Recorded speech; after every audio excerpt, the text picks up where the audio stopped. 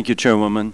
And as a 31-year veteran of the Army, as the father of 4 sons currently serving in the U.S. military, I agree with Ms. Collins, and that is that sexual assault violates the essence of being a soldier. I also want to thank you for the video on Army values. I wish more people in our country knew of the Army values. These are the values that all of us should live by. And in particular, strong bonds of trust is the culture of America's military. So what you're doing is so crucial. And Mr. Bruneau, I particularly want to cite the Marine Corps. I am very grateful. All female Marines in the world have been trained at Parris Island, South Carolina, which I'm very grateful to represent. And so when I meet female Marines anywhere in the world, I immediately have a strong bond and appreciation of their service. And whoever would like to answer this, your written statements and your testimony this morning clearly show that each military service has undertaken a huge resource-intensive effort to combat sexual assault. What are your thoughts about how effective your programs are?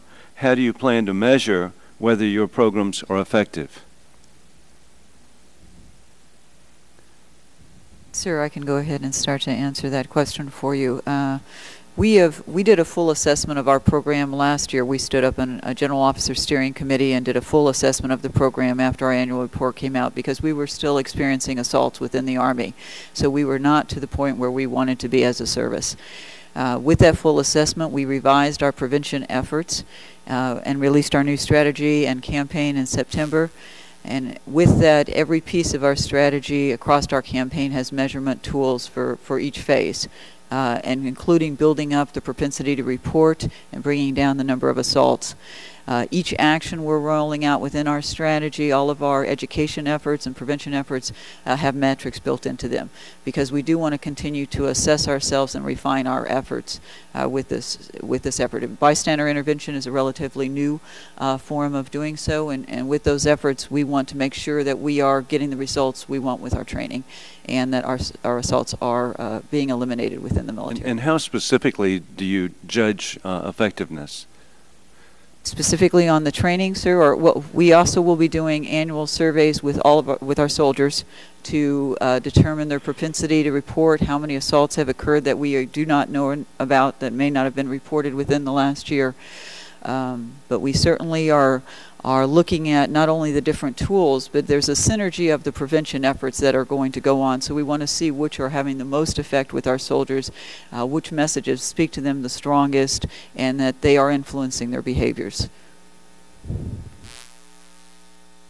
Would anybody else like to cite their programs and effectiveness? I turned my button off. I, too, am a family member. I have 2 sons in the military, one in Djibouti serving right now and one getting ready to deploy to Afghanistan in the Army.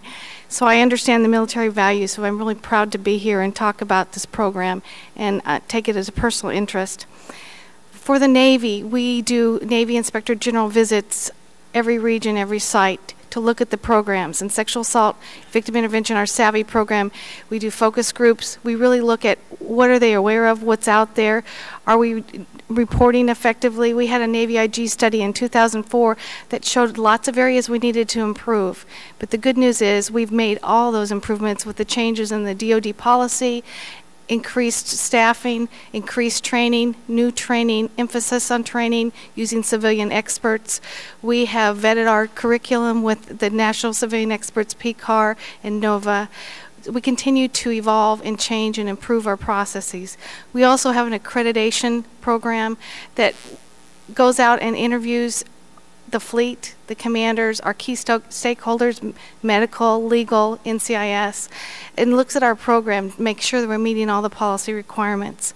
And then, as I talked about quickly, was the SAVVY Quick Poll, which we did in 2004, 2005, and 2008, which really was a measurement of awareness of the program, of the resources, and if victims would feel comfortable reporting their sexual assault. And our 2008 poll was very gratifying. We're getting the word out. they're getting the message. We're focusing again on our recruit command, on our 18 to 26-year-olds. We have a lot of products out about decision-making processes, and we'll continue to improve and focus on bystander intervention. And I'm particularly interested in measurements, and so I'd be very interested to receive a copy of the information and the polling that you just indicated, if you could provide that to us. I would take that for the record, be glad to do that. And thank you for your family service.